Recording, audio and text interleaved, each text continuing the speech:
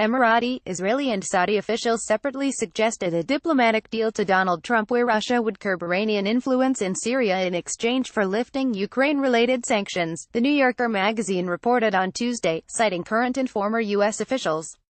Floating the deal happened in conversations before Trump's election in 2016, during the transition and after his inauguration, according to the report.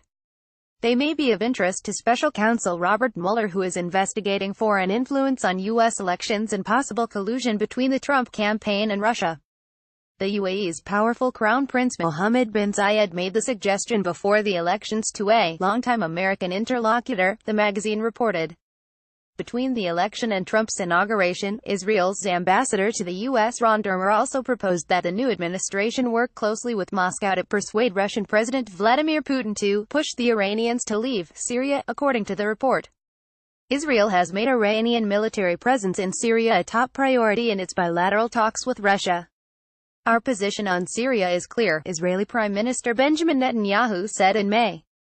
We believe that there is no place for any Iranian military presence anywhere in Syria. At a private dinner in the United States in March 2017, Saudi Foreign Minister Adel al-Jubeir and his UAE counterpart Abdullah bin Zayed also recommended a U.S. deal with Russia involving sanctions in Syria. The New Yorker reported, their message was, why don't we lift the Ukrainian sanctions on Russia in exchange for getting the Russians to push Iran out of Syria? The magazine quoted an attendee of the dinner as saying, without revealing his identity.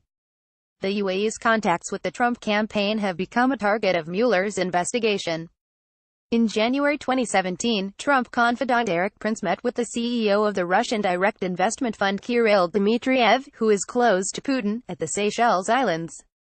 Prince was at the islands at the invitation of the UAE Crown Prince.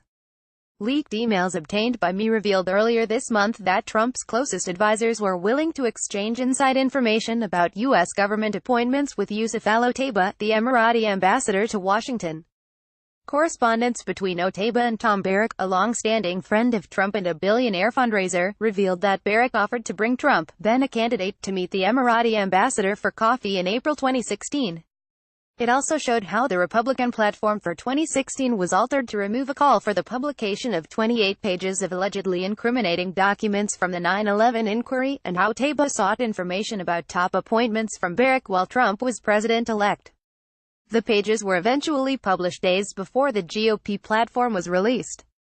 Read more how Trump confidant was ready to share inside information with UAE. Meanwhile, Trump's former national security advisor Michael Flynn has reportedly joined a Washington firm that lobbies for Qatar.